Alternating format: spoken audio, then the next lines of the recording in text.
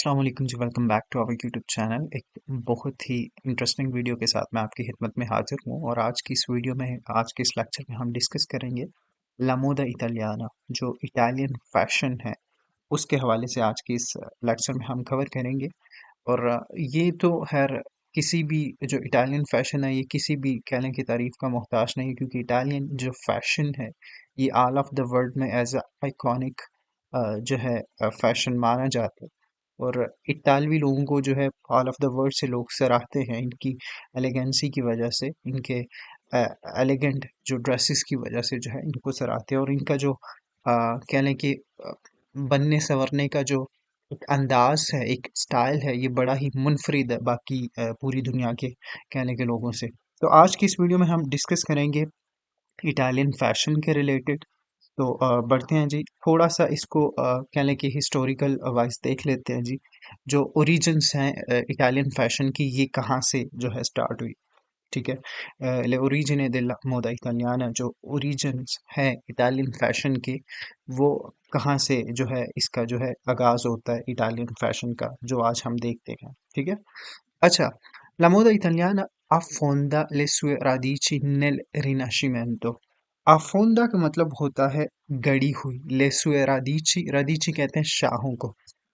जो Italian fashion है उसकी शाखें जो है वो गड़ी हुई हैं निल रिनाशिमेंतो। रिनाशिमेंतो कहते हैं जी una nuova nascita, यानी कि एक चीज का दोबारा जन्म लेना।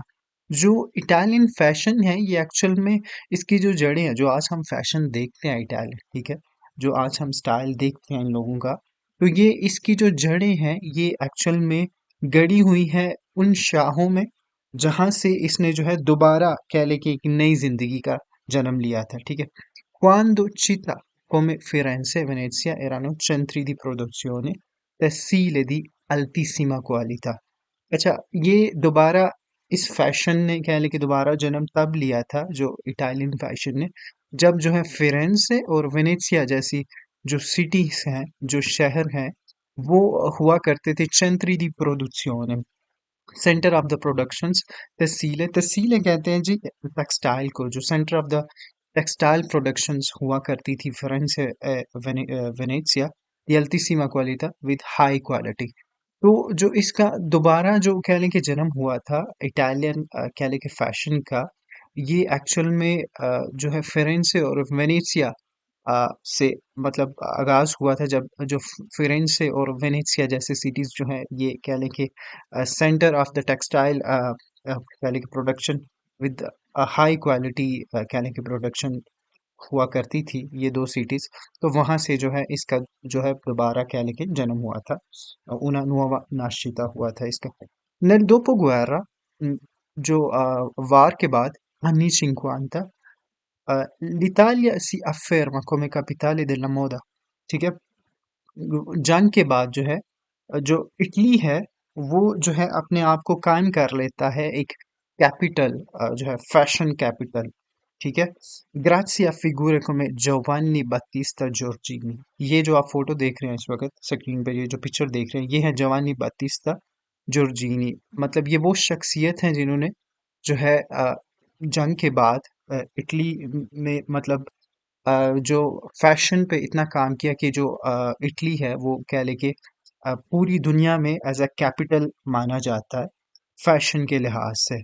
कि ऑर्गेनाइजा ले प्रीमे स्फिलाते a Firenze, इसने मतलब कह ले कि इस बंदे ने फैशन के रिलेटेड काम किया। और जो स्टार्टिंग में जो कह लें कि जो फैशन शो ऑर्गेनाइज हुए थे वो फिरेंसे में हुए थे, फ्लोरेंस में, जिसको हम इंग्लिश में फ्लोरेंस कहते हैं और इटालियन में फिरेंसे कहते हैं। तो इस बंदे का बहुत इस शख्सियत का बहुत अहम किरदार है इटालियन फैशन को दोबारा जिंदा करने में और लोगों के सामने रिप्रेजेंट करने में। इस जो जवानी बतिस्ता जॉर्जिनी है इसका बहुत अहम किरदार है इसमें, कहने के फैशन को दोबारा लोगों के सामने रिप्रेजेंट करने में, जो इटालियन फैशन है। अच्छा, ले कैपिटले della moda, जो कैपिटल्स हैं कहने के फैशन के, वो इटली में कौन कौन से सिटीज हैं जो कि एज अ कैपिटल कहने के माने जाते हैं, एज अ दारुल हुकूमत माना जाता है फैशन का इटली में। वैसे तो इटली में आपको ऑल ऑफ द सिटीज में डिफरेंट हर रीजन में, हर सिटीज़ में आपको डिफरेंट जो है कैटेगरी के क्या लेके फैशंस और डिफरेंट स्टाइल आपको मिल जाएगा। यहाँ पे आप अवूंग पे जहाँ भी जाएं आपको एक डिफरेंट किस्म की कह लें कि एलिगेंसी मिलेगी। लोग इतने वेल ड्रेस्ड हैं, मतलब इनका स्टाइल बहुत ही खूबसूरत है। लेकिन जो कैपिटल्स हैं यहाँ इटली में, जो कह लें कि फैशन कैपिटल्स जिनको कहा जाता है, उनमें सबसे पहले नंबर पर है मिलानो, जो मिलान सिटी है, riconosciuta come la capitale mondiale della moda। और जो मिलान है ये डायरेक्टली कह लें कि ये जाना जाता है capital of the world as a fashion के लिहाज से। जो मिलान है ये फैशन के लिहाज से कैपिटल ऑफ द वर्ल्ड माना जाता है।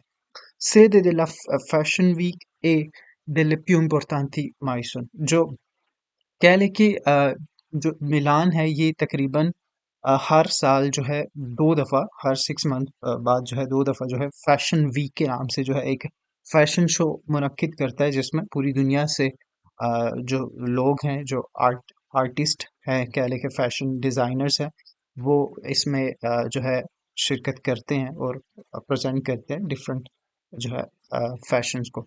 तो इसलिए मिलान को एज अ कह लें कि कैपिटल भी माना जाता है पूरी दुनिया का फैशन के लिहाज से। उसके बाद है फिरेंसे। फिरेंसे भी कह लें कि इटली में ये भी एक कैपिटल, इसको भी माना जाता है एज अ फैशन के लिहाज से। चेलेब्रे, चेलेब्रे का मतलब होता है मशहूर, ठीक है। चेलेब्रे पर l'artigianato e la tradizione tessile।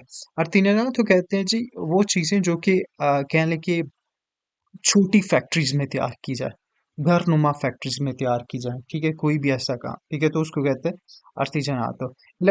tradizione tessile, और जो इसका ट्रेडिशन है टेक्सटाइल का, उस लिहाज से ये जो फिरेंसे है, ये जो फ्लोरेंस सिटी है, ये बहुत मशहूर है, ठीक है। उसके बाद जी Roma. Roma il centro del glamour grazie alla dolce vita e all'influenza del cinema। अच्छा, रोमा पे एक ये कहने की एक एक फिल्म बनी थी डोल्चे वीटा, और ये उसकी बात हो रही है। तो रोमा भी जो है कहने की एज अ ग्लैमर जो है, सेंटर ऑफ द ग्लैमर इसको कहा जाता है इस सिटी को। और ये भी कहने की एक कैपिटल्स में से एक कैपिटल है जो फैशन के लिहाज से इटली में, ठीक है। तो ये थे कुछ कैपिटल्स। अभी देखते हैं जी ब्रांड इकोनोची, यानी कि आइकॉनिक ब्रांड्स जो हैं इटली में, जो कहने की इटली की प्रोडक्ट्स है, ठीक है। सबसे पहले जी गुची, फेमस है, हर बंदे ने सुना हुआ है, ठीक है। गुची बहुत फेमस ब्रांड है।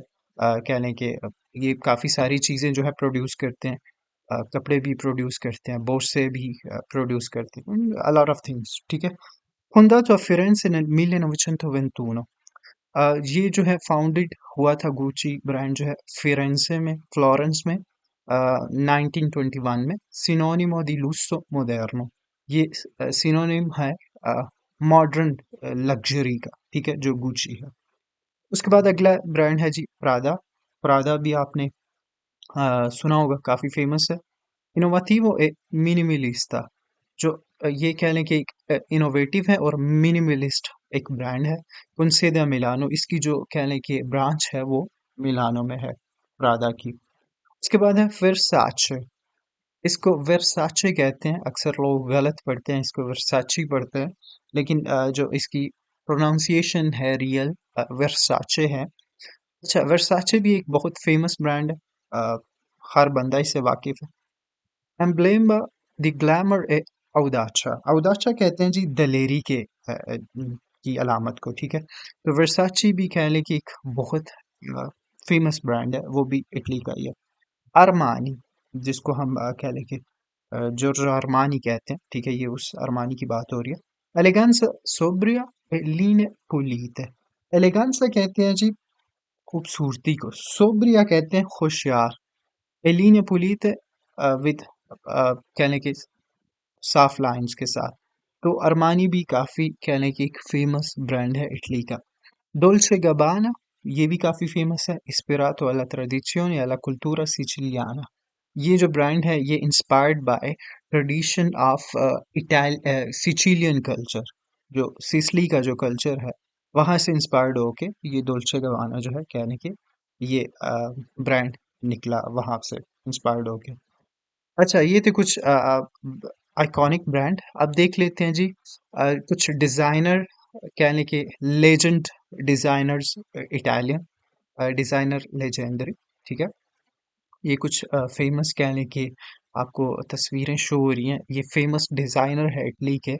तो सबसे पहला है जी जॉर्जो अरमानी, जिसकी आप तस्वीर ये देख रहे हैं जो है रिविस्ते में, इस मैगजीन में। अच्छा, जॉर्जो अरमानी माएस्ट्रो डेल्लो स्टीले मिनिमलिस्टा, ये मास्टर है जी स्टाइल ऑफ मिनिमलिस्ट का। उसके बाद जानी वर्साचे, जो वर्साचे ब्रांड है उसकी बात हो रही है, तो ये है वो कहने के बंदा लेजेंड डिज़ाइनर लेजेंड जिसने ये कहने के ब्रांड फाउंड किया, ठीक है। तो जानी वर्साचे creatore di un'estetica barocca e audace। तो बेसिकली ये वर्साची का कह लें कि फाउंडर है, ठीक है। उसके बाद म्यूचा प्रादा, ये जो आप देख रहे हैं ये है प्रादा ब्रांड की founder. इनोवात्रिce nel campo del design e dei materiali। तो ये कुछ फेमस कह लें कि लेजेंडरी जो कह लें कि डिज़ाइनर है इटली के, जो कि फैशन में इनका काफ़ी कह लें कि बहुत ज़्यादा इनकी कह लें कि काम है इनका। तो ये कुछ वेरी फेमस थे, तो मुझे लगा कि आपको इनके बारे में पता होना चाहिए। उसके बाद है अगला है जी मोदा e cultura italiana, ठीक है। जो इटालियन कल्चर और जो fashion, stile di vita e tradizione, यहाँ पे स्टाइल, जिंदगी का स्टाइल क्या है और ट्रेडिशन क्या है इटली में, ठीक है। La moda in Italia non è solo abbigliamento, जो इटली में जो फैशन है ये जस्ट कह लें कि कपड़ों का नाम नहीं है, ma un'espressione di identità e cultura, लेकिन ये एक एक्सप्रेशन है आइडेंटिटी का और कल्चर का। अच्छा, ये कपड़े इसलिए मतलब ये जो फैशन यहाँ पे कह लें कि सिर्फ कह लें कि कपड़े नहीं होते ये, बल्कि कपड़े इसलिए इस तरह एलिगेंट पहनते हैं या इनकी एलिगेंसी इस तरह है क्योंकि ये इनकी आइडेंटिटी है, इनका कल्चर ही यही है, ठीक है। इटली का जो आइडेंटिटी है, जो एक्सप्रेस करने का, आइडेंटिटी को एक्सप्रेस करने का, जो शनाख्त को एक्सप्रेस करने का अंदाज है और जो कल्चर है इनका, वो यही है, ठीक है। वो यही फैशन है इनकी, यही एलिगेंसी है, ठीक है। Gli italiani sono noti per la loro attenzione ai dettagli e per la capacità di abbinare capi eleganti con semplicità। वही बात, जो इटालियंस हैं वो कह लें कि मशहूर है, नोती कहते हैं जी मशहूर को, फेमस को। कर ला लोरो अटेंसियोने, ये मशहूर है इनकी जो अटेंशन है और जो इनकी डिटेल्स हैं और इनकी जो कैपेसिटी है कपड़े पहनने के हवाले से, एलिगेंट कपड़े पहनने के हवाले से, और विद द सिंप्लिसिटी, कपड़े एलिगेंट भी होंगे और खूबसूरत भी होंगे और सिंपल भी होंगे, विद द सिंप्लिसिटा, विद द सिंप्लिसिटी। तो ये एक बहुत एक कह लें कि इनकी बहुत खूबसूरती है कि ये डिटेल्स और जो अटेंशन और जो इनका कह लें कि बहुत ज़्यादा इनकी अच्छी कैपेसिटी है इन चीज़ों को समझने में, अच्छी और सिंपल और कह लें कि एलिगेंट कपड़े पहनने के हवाले से। इन्फ्लुएंस दिल सिनेमा, अब सिनेमा का भी कुछ कह लें कि किरदार रहा इन्फ्लुएंस करने पे जो फैशन को। Film come La dolce vita e il diavolo veste Prada hanno portato l'eleganza italiana su scala globale।